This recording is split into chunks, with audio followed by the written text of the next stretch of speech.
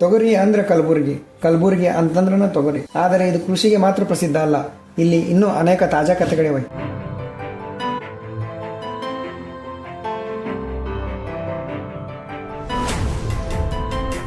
2009ರಲ್ಲಿ ಸ್ಥಾಪನೆಯಾದ ಕೇಂದ್ರೀಯ ವಿಶ್ವವಿದ್ಯಾಲಯ, ಗುಲ್ಬರ್ಗಾ ವಿಶ್ವವಿದ್ಯಾಲಯ ಹಾಗೂ 2008ರಲ್ಲಿ ಹೈಕೋರ್ಟ್ ಕಾಯಂ ಪೀಠವು ಇಲ್ಲಿ ಸ್ಥಾಪನೆಯಾಯಿತು. ಈ ಎಲ್ಲವೂ ಈ ಭಾಗದ ಅದೆಷ್ಟೋ ವಿದ್ಯಾರ್ಥಿಗಳ ಕನಸುಗಳಿಗೆ ಸಾಕಾರ ಮಾಡುತ್ತಿವೆ.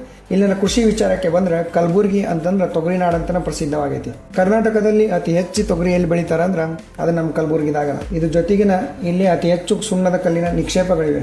ಅದರಿಂದಲೇ ಸಿಮೆಂಟ್ ಉತ್ಪಾದನೆಯಲ್ಲೂ ಕೂಡ ಈ ಒಂದು ಕಲಬುರಗಿ ಮುಂಚಿನಲ್ಲಿದೆ. ಕಲ್ಯಾಣ ಕರ್ನಾಟಕ ರಸ್ತೆ ಸಾರಿಗೆ ನಿಗಮದ ಮುಖ್ಯ ಕಚೇರಿ ಕೂಡ ನಮ್ಮ ಈ ಕಲಬುರಗಿಯಲ್ಲಿದೆ. ಜನಪದ ಕಲೆಗಳಾದಂತಹ ದೊಡ್ಡಾಟ, ಸಣ್ಣಾಟ, ವೀರಗಾಸೆ, ಕರಡಿ ಮಜಲು, ನಂದಿ ಕುಣಿತ ಇವುಗಳನ್ನೆಲ್ಲವನ್ನು ಬೆಳಗಲ್ ವೀರಣ್ಣನಂತ ಕಲಾವಿದರು ಇಂದಿಗೂ ಜೀವಂತವಾಗಿದ್ದಾರೆ. ಸ್ವತಂತ್ರ ಹೋರಾಟದಲ್ಲಿ ಸ್ವಾಮಿ ರಮಾನಂದ ತೀರ್ಥರು, ಸರ್ದಾರ್ ಶರಣ್ಗೌಡ ಇನಾಮದಾರ್ ಮುಂತಾದ ನಾಯಕರು ಹೈದರಾಬಾದ್ ಕರ್ನಾಟಕ ವಿಮೋಚನಕ್ಕೆ ತಮ್ಮ ಪ್ರಾಣವನ್ನೇ ಅರ್ಪಿಸಿದರು.